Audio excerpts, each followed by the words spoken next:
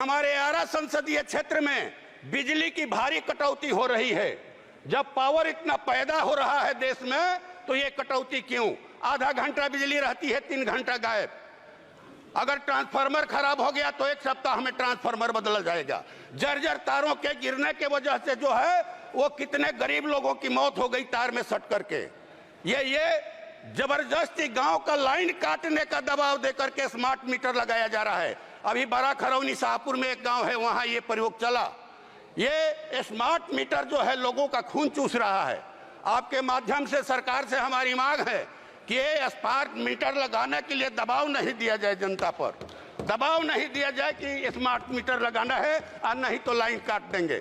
और भारी बिजली का बिल आ रहा है, बिहार में सबसे ज्यादा महंगे दर पर बिजली मिल रही है, इस पर रोक लगाई जाए। और हमारे यहाँ लोग कह रहे हैं कि हाँ पावर मिनिस्टर क्या, हरे पावर चली गई जिले की।